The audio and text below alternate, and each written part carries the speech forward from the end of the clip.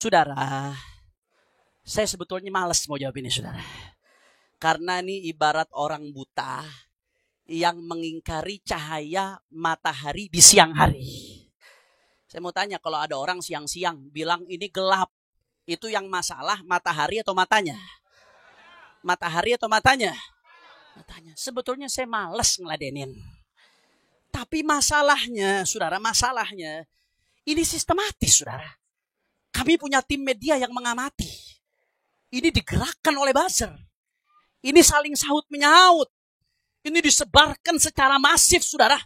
Bahkan banyak kiai-kiai di Jawa yang laporan kepada saya, Habib, saya dikirimi ini, Habib. Ini bagaimana jawabnya, Habib? Ini pakai kitab, Habib. Kami jadi goyang ini, Habib. Murid kami nanya, Habib. Kami gak bisa jawab, Habib. Apa yang mesti kami sampaikan?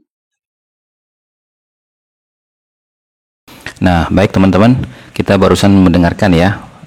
Pertama beliau mengatakan bahwasanya nasab ba'alwi itu ibaratkan matahari yang terang benderang. Jadi kalau ada orang tidak bisa melihat matahari, itu mataharinya yang nggak bersinar atau matanya yang buta gitu kan. Nah, ini kalimat pertama. Cuman setelah dia mengatakan seperti itu, tiba-tiba dia itu bercerita bahwasanya banyak kiai-kiai di Jawa itu yang berkirim pesan ke beliau bahwasanya beliau dikirimi video-video tentang keraguan masyarakat kepada kesahihan nasab ba'alwi, ya toh, sampai dia mengatakan ini pakai kitab, Habib, gitu loh. Bagaimana saya menjawabnya, Habib? Ini soalnya pakai kitab, gitu loh. Nah, ini kan blunder, saudara-saudara, ya toh. Kalau matahari dalam hal ini ilmu nasab, gitu kan tidak mungkin para kiai itu tidak bisa menjawab pertanyaan para santrinya, gitu loh. Nah, berarti tidak semua orang bisa melihat matahari. Artinya kan begitu, karena kiai-kiai juga ternyata tidak bisa menjawab polemik yang terjadi di masyarakatnya, di mana para santrinya juga ikut bertanya, karena sama-sama mendengar, melihat, dan menyaksikan polemik yang terjadi di media sosial. Nah, ini kalimat yang blunder, artinya tidak sebenar-benarnya matahari. Kalau matahari itu semua ulama itu pasti ketika ada orang menyaksikan, ketika ada orang bertanya, pasti bisa menjawab. Karena apa? Karena bagaikan matahari. Sebagaimana Rasulullah disebutkan di dalam kitab-kitab Maulid itu ya, anta syamsun anta badrun.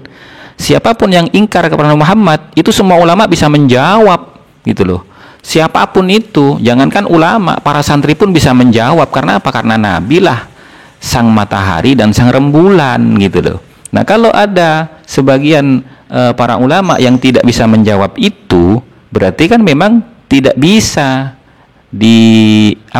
diumpamakan seperti matahari di siang hari, hanya orang buta yang tidak bisa melihat sinarnya matahari, yang tidak begitu, gitu loh. Nah, cuman kita lihat lagi, nanti mana blunder lagi beliau ini. Udah siang. Kesian muka-mukanya udah pada lapar ini. Lanjut. Masih semangat. Betul. Takbir. Takbir. Sallu ala nabi. Allahumma salli wa sallim wa barik alaih. Saudara. Ya, betul, saudara. Memang kurang lebih 7 kitab yang disebutkan itu, ya betul. Memang tidak menyebutkan nama Ubaidillah atau Abdullah sebagai anaknya Imam Ahmad bin Muhajir. Ya, betul, saudara. Nah, kan blunder lagi dia kan. Nah, tadi dia bilang laksana matahari, gitu. Artinya matahari itu semua tokoh nasab, ulama nasab itu menyebutkan nama Ubaidillah sebagai putra daripada Ahmad bin Isa al-Muhajir. Artinya orang yang tidak bisa melihat cahaya matahari yang bersinar terang di siang hari itu, ya, ibarat orang buta. Artinya apa? Orang-orang yang tidak mendalami ilmu nasab. Artinya bukan munsib. Nah, berarti kalau munsib pasti tahu. Tapi kenapa di saat itu dia mengakui, yaitu bahwasanya memang betul ada 7 kitab yang tidak menyebutkan nama Ubaidillah sebagai salah satu putra dari Ahmad bin Isa al-Muhajir. Nah, ini kan keanehan, saudara. Beliau itu mengumpamakan nasab keluarga Ba'alwi yang pokoknya dari Alwi bin Ubaidillah bin Ahmad bin Isa al-Muhajir kok tidak disebutkan oleh tokoh-tokoh nasab dalam 7 kitab pada abad ke-5 sampai abad ke-7. Nah, ini kan blunder namanya gitu loh. Artinya gagal dalam syuhrah wal istifadhahnya. Nah, mengenai syuhrah wal istifadhah nanti kita bahas di belakang. Kita lanjutkan lagi, kita dengarkan terus apa yang beliau paparkan. Saudara, kitab bukan cuma 7 itu doang. Kitab itu banyak, saudara. Kalau Anda lihat Tabaqatun Nasabin atau Munyatur Raghibin fi Tabaqatin Nasabin karya Kammunah atau Mu'jamun Nasabin karya Al-Rasyid, itu ada ratusan kitab nasab, saudara. Ada yang hilang, ada yang tidak ketemu. Cuma gara-gara 7 kitab tidak menyebutkan, kau bilang tidak ada. Kok enaknya, saudara? Tidak menyebutkan bukan berarti nggak ada, saudara. Ada kalanya nggak menyebutkan. Pertama, mungkin karena memang kitab yang dikarang mukhtasarat, ringkasan, saudara, sehingga nggak menyebutkan semuanya. Yang kedua, ada kalanya memang pengarangnya jaraknya jauh, saudara. Zaman itu belum ada WA, zaman itu belum ada TV. Ya kalau sekarang Habib Mahdi punya anak heboh satu Palembang, saudara. Apalagi kalau Habib Mahdi kawin lagi mau di ujung Papua, ketahuan, saudara. Udah ada WA, ada TV, informasi cepat. Zaman dulu serba jauh. Wajar kalau ada ulama yang nggak menyebutkan, saudara. Nah, di sini beliau beralasan mungkin 7 kitab itu tidak menyebutkan, mungkin kitabnya itu mukhtasarat atau kitab ringkasan gitu loh, ya. Atau yang kedua alasan dia, ada kalanya memang pengarang jaraknya jauh, ya toh. Zaman itu belum ada WA, belum ada TV. Zaman dulu serba jauh, wajar kalau ada ulama yang tidak menyebutkan, saudara, katanya begitu kan ya. Nah, sekarang begini, kalau memang kitab itu mukhtasar, ringkasan, otomatis rijalu umudin nasab, yaitu tokoh-tokoh tiang nasab itu pasti disebut kalau ringkasan gitu loh. Artinya yang terpenting dari setiap pokok nasab dari sebuah keluarga itu harus disebutkan kalau memang kitab itu ringkasan. Kalau nggak ringkasan disebutkan sampai ke anak cucunya. Itu bedanya ringkasan dengan yang tidak ringkasan. Jadi ini alasan yang tidak bisa diterima dalam riset ilmiah yang ditulis oleh Ki Imaduddin Utsman Al-Bantani gitu loh. Kemudian yang kedua, ada kalanya memang pengarang itu jaraknya jauh gitu kan. Dan zaman itu belum ada WA, belum ada TV. Nah, ini alasan yang tidak bisa diterima juga. Kenapa gitu loh? Karena pengarang kitab nasab itu tidak 1 hari 2 hari, dia keliling dunia menjelajah gitu loh. Di mana ada dzurriyyahnya Nabi, didatangi, ditanya sama beliau, punya anak berapa, bapaknya siapa, saudaranya siapa saja, ditanya gitu loh. Nah, makanya penulis kitab-kitab nasab itu ya toh, dia bisa menyelesaikan tulisannya itu bertahun-tahun gitu loh. Bahkan sampai beliau wafat pun ada yang belum selesai tulisan kitabnya gitu loh. Nah, berbeda dengan zaman sekarang. Kalau zaman sekarang sehari 2 hari jadi, ya memang karena ada media-media online gitu loh.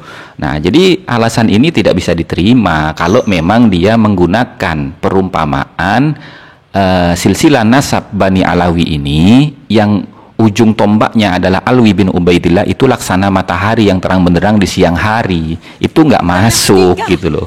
Cuman mari kita lanjutkan lagi. Nggak mengklaim dia telah mencakup semua kitab, semua nasab yang ada di dunia, saudara. Kalau ada mu'allif yang ngaku dia mencakup semua nasab yang ada, maka karangannya akan mi'atul mujalladat, akan ratusan jilid, saudara. Sehingga ketika dia tidak menyebutkan, bukan berarti tidak ada faktanya. Nah, dengan narasi demikian, bahwasanya beliau mengatakan kalau ada ulama yang tidak menyebutkan, bukan berarti tidak ada faktanya. Nah, itu secara tidak langsung dia sudah membatalkan nasab Ba'alwi itu dalam kategori syuhrah wal istifadah. Karena syuhrah wal istifadah itu adalah silsilah keluarga yang termasyhur wal istifadah dan menyeluruh. Tidak satupun ahli nasab yang tidak mencatatnya. Itu makna istifadah. Makna syuhrah itu terkenal bahwasanya seluruh susunan daripada silsilahnya itu adalah orang-orang yang terkenal, yang dikenal oleh semua orang sepanjang zaman, gitu loh. Nah, narasi seperti itu membatalkan terhadap teori syuhrah wal istifadahnya silsilah keluarga Ba'alwi. Nah, ini kan lucu ya, gitu loh. Cuman mari kita lanjutkan lagi. Di antaranya Syekh Syaraf Al-Ubaidili, seorang ulama nasab di zamannya, sebagaimana dikutip oleh Imam Al-Murtadha Az-Zabidi, sahib Syarah Ihya Ulumuddin, sahib Ithabus Sadah, sahib saudara Tajul Arus Bisyarhil Qamus, yang disebutkan sebagai khatimatun nasabah fil qarni tsani asyar wa tsalits asyar yurja ilaihi fi ilmi al-ansab. Beliau mengutip dari Syekh Syaraf Al-Ubaidili yang hidup di abad ke-5 Hijriah. Syekh Syaraf Al-Ubaidili bersaksi, saudara, bahwasanya Imam Ahmad ibn Muhajir hijrah dari Basrah ke Madinah ke Hadramaut bersama putranya yang bernama Abdullah, saudara. Bahkan beliau juga mengutip dari Mus'ab Az-Zubairi. Mus'ab Az-Zubairi di sini maksudnya adalah Mus'ab bin Zubair bin Bakar, yang kata Murtadha Az-Zabidi satu zaman dengan Ubaidillah bin Ahmad, saudara. Beliau juga mengutip dari Al-Umari dalam kitabnya lain, Musyajjarul Ansab, yang saya cari-cari katanya mafqud, saudara. Artinya apa? Ada, dikutip. Kalau kamu belum menemukan, jangan bilang nggak ada. Betul. Betul. Nggak sampai di situ, saudara. Bahkan ada seorang ulama, mu'arrikh al-Yaman, ulama besar, namanya Al-Imam Al-Janadi atau Al-Jundi. Silakan ditahqiq, saudara. Al-Janadi atau Al-Jundi namanya. Beliau punya kitab namanya As-Suluk fi Tabaqatil Muluk. Kemudian kitab ini diringkas 100 tahun kemudian. Al-Jundi, dia wafat di tahun 700-an, saudara, di abad ke-8 awal-awal. Diringkas oleh Al-Ahdal, Al-Husain Al-Ahdal, dalam kitabnya Tuhfatuz Zaman fi Tarikh Sadatil Yaman. Ini ringkasan, tapi juga ada tambahan. Ini kitab dijadikan sandaran oleh Ibn Hajar Al-Asqalani, dijadikan sandaran oleh As-Sakhawi. Saudara, Al-Jundi secara rinci, saudara, menyebutkan bahwasanya termasuk daripada Al-Ba'alawi di Hadramaut adalah Faqih Muqaddam Muhammad bin Ali Ba'alawi, keturunan Ali bin Ubaidillah. Nah, selain daripada 7 kitab yang tidak menyebutkan Ubaidillah sebagai putra daripada Ahmad bin Isa Al-Muhajir, ada banyak kitab yang menyebutkan nama Ubaidillah sebagai putra daripada Ahmad bin Isa Al-Muhajir, kata beliau. Salah satunya adalah Al-Ubaidili. Syekh Al-Ubaidili ya menyebutkan sebagaimana yang dikutip oleh Syekh Murtadha Az-Zabidi. Tapi begini teman-teman ya, di dalam kitab Ar-Raudul Jali karya daripada Syekh Murtadha Az-Zabidi itu tertulis pada halaman di mana di situ ada pembukaan dengan basmalah, kemudian judulnya adalah Nasul Muhakkik. Ya, ini pernyataan dari muhakkik, gitu loh. Ya, di situ ada kalimat faqad hammalani ala ta'lifi hadhihi risalah.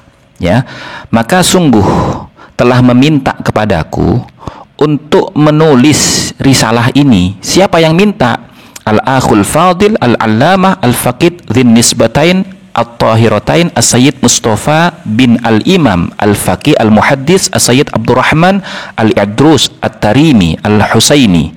Ya, jadi yang meminta beliau untuk menulis kitab ini adalah teman seperguruannya, yaitu yang bernama Habib Mustafa, Sayyid Mustafa bin Abdurrahman Al-Idrus, gitu loh. Dia diminta untuk menulis ini. Nah, karena dia diminta untuk menulis ini, ya toh, maka di keterangan kitab ini dalam bab tentang putra-putra Ahmad bin Isa Al-Muhajir atau Ahmad bin Isa Al-Abah An-Nafat, itu jelas sekali kalimat yang ditulis oleh Syekh Murtadha Az-Zabidi. Nah, ini ya halamannya ya. Nah, setelah beliau di halaman sebelumnya itu menyebutkan Ahmad bin Isa al-Muhajir itu punya putra 3 orang, yaitu Muhammad, Ali, dan Husain, sebagaimana yang tercatat di dalam kitab-kitab yang lain, seperti misalkan Asy-Syajaratul Mubarakah dan yang lain-lain ya. Nah, beliau mengatakan tuh, waqad anjabah, dan sungguh Imam Ahmad bin Isa Ar-Rumi atau An-Nakib atau Al-Muhajir itu punya keturunan. Walahu aqibun bi Misra warrai wa Wasit wal Basrah wa Baghdad, ya. Nah, dan baginya keturunan yang menyebar di Mesir, di Rai, di Wasit, di Basrah, dan di Baghdad, gitu loh. Tidak ada sebutan Yaman di situ.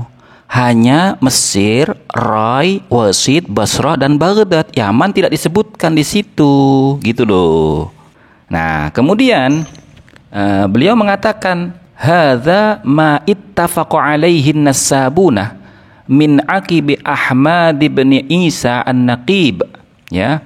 Nah, adapun 3 orang putra daripada Ahmad bin Isa Ar-Rumi An-Naqib atau Al-Muhajir, yakni Muhammad, Ali, dan Husain, itu adalah nama-nama putra Ahmad bin Isa Al-Muhajir yang para ahli nasab itu telah sepakat min aqibi Ahmad bin Isa An-Naqib sebagai putra-putra dari Ahmad bin Isa An-Naqib. Kemudian koma di situ, gitu loh. Komanya bagaimana? Lanjutan dari koma itu, wa amma waladuhu Abdullah wa qila Ubaidullah fahuwa alladhi intaha ilaihi far'u hadhihi syajaratil mubarakah, ya. Adapun putra laki-lakinya Ahmad bin Isa Al-Muhajir yang bernama Abdullah dan juga disebutkan namanya sebagai Ubaidillah, nah, dialah yang terhenti kepadanya cabang dari pohon silsilah yang diberkahi ini, gitu loh. Nah, kalau kita fahami, ya toh, dalam ilmu gramatika bahasa Arab, ya toh, ketika beliau itu sudah mengatakan wa hadza mattafaqa alaihi an-nasabuna min aqibi Ahmad bin Isa An-Naqib, kemudian dia menyebutkan lagi dengan kalimat permulaan wa amma waladuhu, itu berarti Abdullah dan Ubaidillah ini tidak termasuk kepada kalimat sebelumnya. Kenapa? Karena ada kalimat susulan dengan tarkib wa amma waladuhu. Tarkibnya apa itu? Tarkibnya mubtada khabar, gitu loh. Di mana mubtada khabar ini kita ketahui semua, kalangan santri pasti tahu bahwasanya apa? Kalimatur raf'iyah fi awalil jumlah atau ismun marfu'un fi awalil jumlah, gitu loh. Yaitu kalimat yang dirofakkan pada permulaan kalimat atau isim yang dirofakkan pada permulaan kalimat. Berarti kalau ini jumlahnya mubtada khabar, berarti ini permulaan kalimat yang tidak termasuk kalimat sebelumnya. Artinya yang 3 orang itu disepakati oleh para ulama ahli nasab, yang berikutnya yaitu Abdullah wa qila Ubaidillah itu yang tidak disepakati, gitu loh. Nah, kenapa Syekh Murtadho Az-Zabidi mengatakan seperti itu dalam kitabnya? Karena ini atas permintaan Habib Mustafa bin Abdurrahman Al-Idrus, seperti yang tadi disebutkan dalam halaman awal tadi pada Nasrul Muhaqqiq, ya, pernyataan si pentahqiq, gitu loh. Nah, adapun beliau menyebutkan bahwasanya Syekh Murtadho Az-Zabidi di dalam kitab Nurul Jali itu mengutip ucapan daripada Syekh Al-Ubaidili yang menyebutkan nama Abdullah atau Ubaidillah, kemudian menjelaskan riwayat perjalanan hidup beliau sampai ke Hadramut, gitu kan. Nah, itu yang menjadi distorsi antara kitab Raudul Jali yang dibaca oleh Kiai Imaduddin Utsman Al-Bantani dan juga yang dijadikan referensi oleh Habib Hanif, itu 2 kitab yang berbeda.